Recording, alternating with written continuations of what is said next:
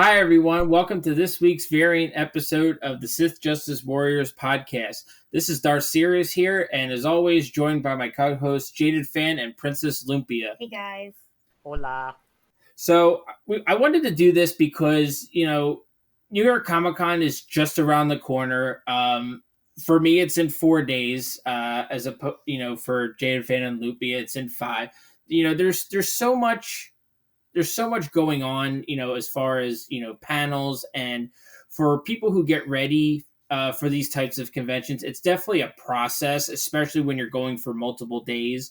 As I say, I'm doing the full 4 days, and I wanted to share this with you guys because everybody goes to these conventions for different things. Some people go for panels. Some people specifically go for the artist alley or the dealer's table, or the entertainment guests that are going to be there. So I want to ask you guys, we've been doing this for a while, and I think it'd be nice if our listeners knew what it was like to get ready for something like this, especially if they've never been to a con. So, guys, if you're going to be at New York Comic Con, definitely look for us. Definitely we'll be look for walking us. around with t-shirts that say Sith Justice Warriors podcast. Sith Justice Warriors. So look for us, say hi. We're looking to meet people who do listen, and new people who don't, and introduce ourselves to them. So please be on the lookout for us. Yeah, and even if you don't know who, feel free to stop us and ask us. We want to talk to you guys. We want to know what we can do better, or what we can add to our show to make it more enjoyable for our fans. So I wanted to ask you guys, Fan and Lumpia, like, what do you personally do to prepare for a con such as this? When you go for multiple days, like what would you usually try to map out first? Like, in terms of, like, do you go for panels? Do you go for, comics, or, do you wait for everything to be announced first? I'll take it first. Yeah. If you want, Fan. So for me, I'm the type that actually in this situation waits till everything gets announced first. For the first con, I was the one always with you, Sirius, checking every day to see who would be there, and who would be doing autographs, who would be doing signings, which artists would be there, the booths and everything. And it's a lot of work to be doing that on top of my day job. And so what I've realized is, people cancel, people always are last minute ads. So I have actually been the procrastinator on this one, as opposed to Sirius. I have waited till most of the announcements come through.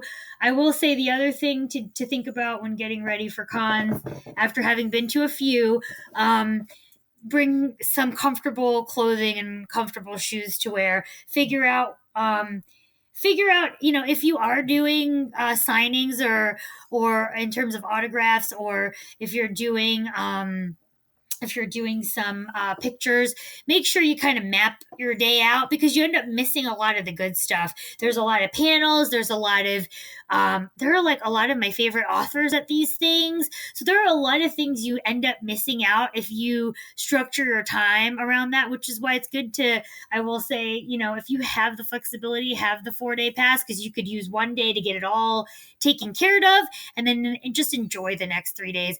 My whole thing is just enjoy. I'm the most excited about the panels. We are meeting Tom Hiddleston and doing a photo op with him, so that's going to be exciting. But I'm excited about the panels, and I'm excited about meeting people, seeing all the cosplay, just the whole atmosphere. It's going to be fun. I know last year you guys dressed up, which was a lot of fun as well, because when you dress up, a lot of people give you the reactions, they take pictures, that kind of thing. But I will say, like, the props start to become heavy. It's going to be more than an 8-hour day of walking around. So think about that before you approach a con. You need to be comfortable if you're going to be lugging around comics or lugging around props or whatever it is. Thankfully we settled with the simple PUBG dress up.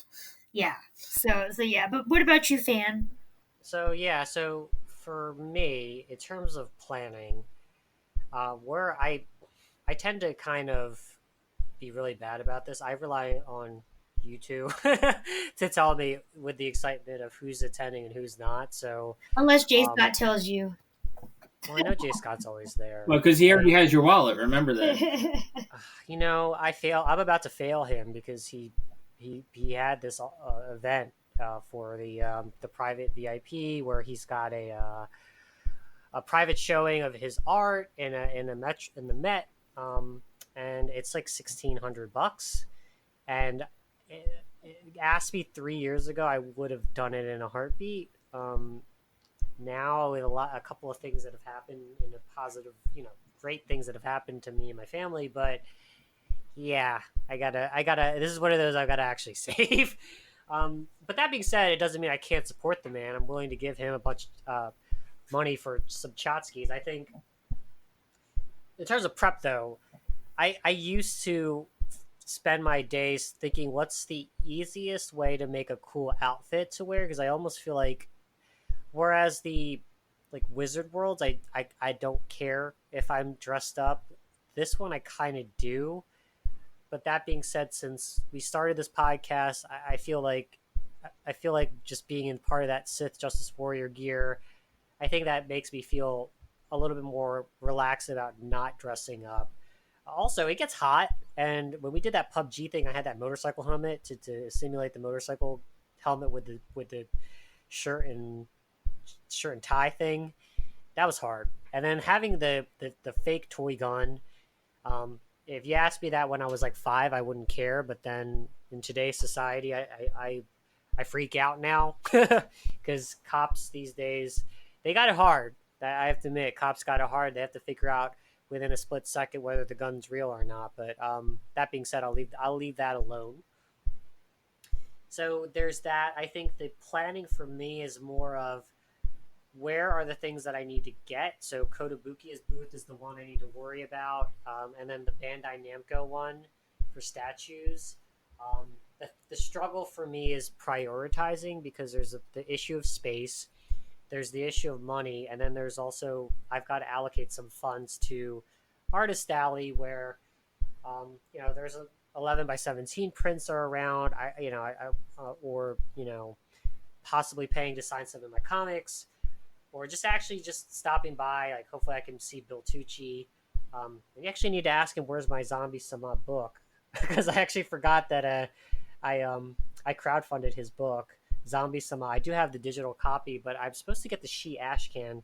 Sorry, I went on a little tangent there, but another thing that's exciting now is that since I'm so into independent comics that I think that some of these people like Bill Tucci who are going, with the independent stuff, kind of just having the potential ability to either get the stuff signed if it's not signed, or have that, just let them know that I appreciate the willingness to have art be free.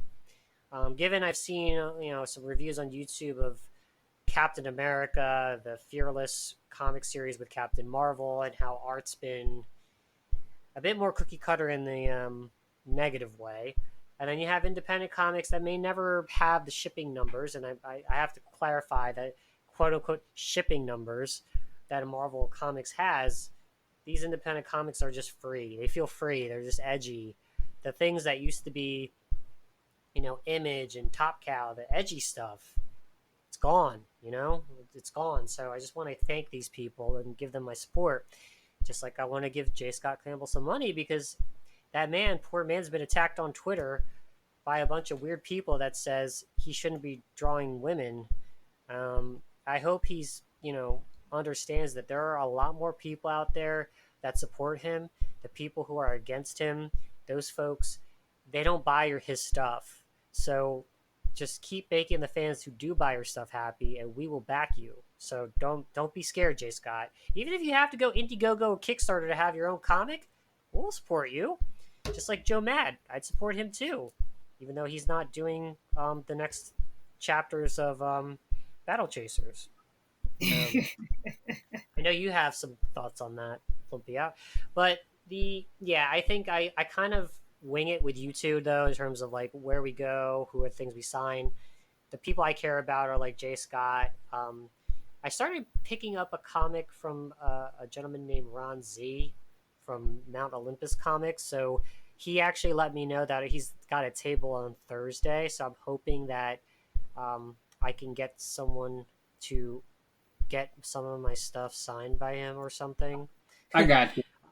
Okay. Is he only there Thursday? Is that why? Yeah, he's only there Thursday, and then he said Oh, it said on Friday through Saturday he's walking around. So I guess the question is, does he have a table? Because I do want to buy some stuff if if I don't have it already. There's one series that's like, and I just got it in the mail.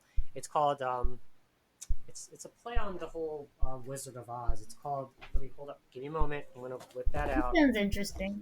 So No, no, it's basically, like in a nutshell, though, you're saying bring your wallet and bring some friends because Well, it makes it a lot well. more By the fun. way, well, it's called Samurai of Oz, and Oh, it's okay. basically a take of like Dorothy is a female samurai, and she's meets all like the Scarecrow, but the Scarecrow's like a ninja Oh, that's and so stuff like cool. I that. would that read is that. pretty cool. I would No, read. I realized I bought two copies. One was this really beautiful variant, and then one was the original one, the retail version. Yeah. And I was about to get both to possibly get it signed on Thursday, but I realized that I looked at the corner of the retail, it's signed, and I was like, oh, good, so I could read it. But I also backed his second issue without even looking at the first. But he also has a series called Patriotica, and yeah, the woman's a little bit sexy, but at least I guess it's kind of what I thought Captain Marvel, Miss Marvel. Never mind. I'm probably going to be called sexy. But anyway, what Um, about you, Sirius? What do you do? Well, the one thing I love is, I give it to New York Comic Con because New York Comic Con is like the main con that that we all go to, but me especially. They do a really solid job of organizing and getting together the app that allows you to know exactly like where, like if you're looking for a specific artist, like they do a really great job of mapping out the artist alley and mapping out the dealers tables as well, so where exactly where to find, so you're literally not like stuck in an endless maze. um in addition to meeting Tom Hiddleston with you guys, I'm also going to be having my Infinity War poster signed by Benedict Wong and Paul Rudd, aka Wong and Ant-Man. And I'm getting that done on Thursday, and it's perfect. So for me personally, like when I do the full 4 days, I try to get as much signing done on Thursdays. Main reason is because there's not as many people on Thursdays. If, because everybody assumes, I mean, and it's usually true that all the interesting stuff is on the weekend, like Fridays, Saturdays, and maybe a little bit on Sundays. But usually Friday and Saturdays are like the main days for like a 4 weekend comic convention. So I try to get done as much of the autographing as I can on Thursdays, so I leave the rest of the weekend open to literally just walk around, enjoy myself, see a panel. I'm keeping my fingers crossed for the lotteries this year. I was fortunate enough last year to win a couple lotteries. I got a chance to meet legendary artist Jim Lee, who did the iconic X-Men comics from '91. Was it? I believe it was '91. Where the X-Men #1 had 4 different covers. Um, so it was really awesome getting to do stuff like that. Although it was kind of embarrassing because they were technically at a DC table, and I was bringing over a Marvel comic for him to sign. We probably weren't the only ones. Oh no, absolutely not. And it made me feel, but regardless, like there's so many other variables. Like you can have so many things mapped out, and all of a sudden you get hit with, oh, by the way, you won this lottery. So now you have to kind of like, you know, map whatever day that you won the lottery for, around that, because I mean, let's face it, like, Lumpia, last year you won the Todd McFarlane signing. Mm-hmm. And, I mean, how can you not ignore that? How can you not make your day around that? It's like it's like with you, fan. If you had Saturday all mapped out, 3 days before the con, and then you get an email from New York Comic Con saying, "Oh, congratulations, you won a lottery. You get an autograph and a meet and greet with J. Scott Campbell." Would you not try to alter your plan so that you can make it? Like I said, I was very close to paying $1,600. We took you off the edge. That's like my By the way, that's like 1 month of my mortgage. So I honestly have to save up for that. But anyway, sorry. Go ahead.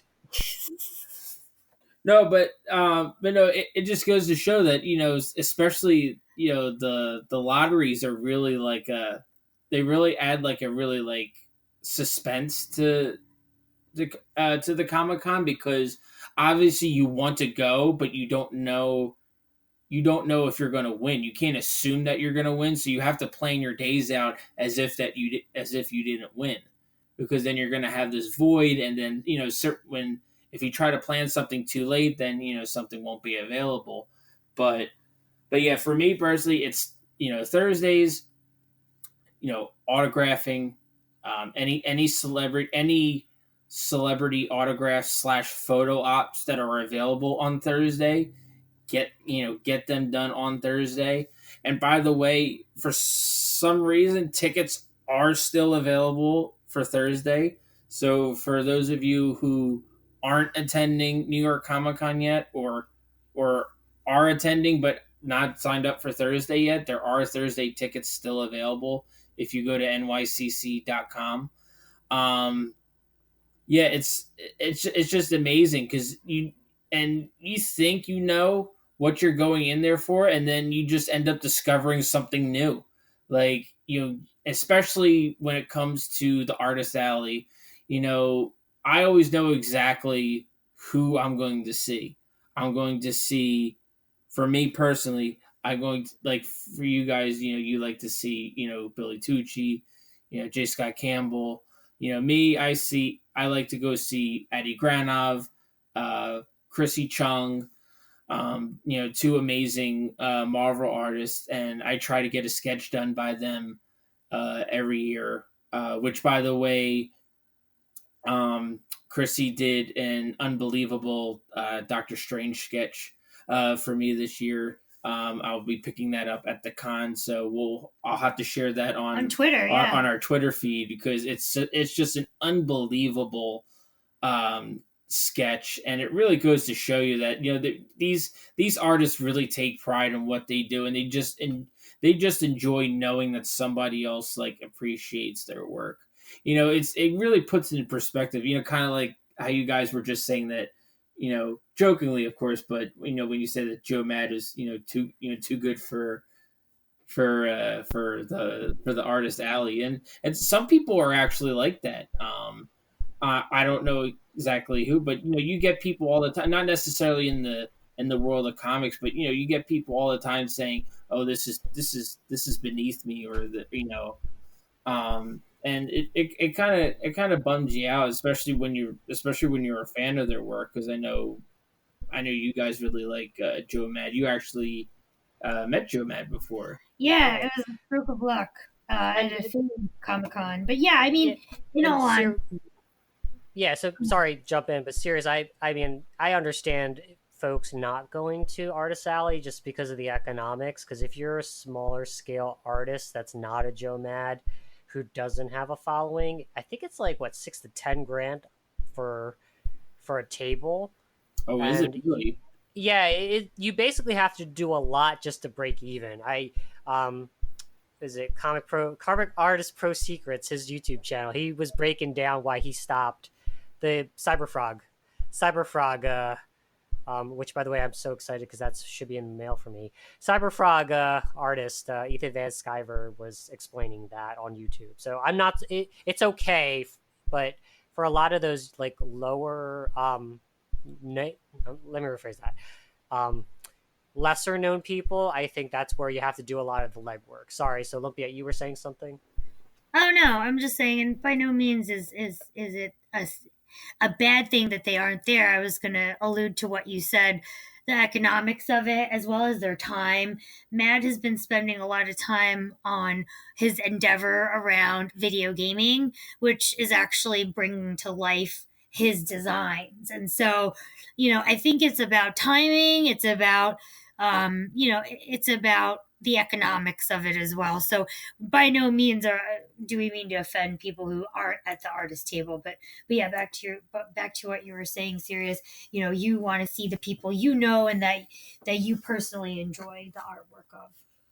Yeah, and everybody has like their own different styles. I mean, it's really awesome just being able to walk around and actually discovering so many artists, and that's one of the beauties about Artist Alley, not just at New York Comic Con but for any Comic Con. It allows the lesser known artists to become known. Like, it allows them to put their work on display and say, this is me.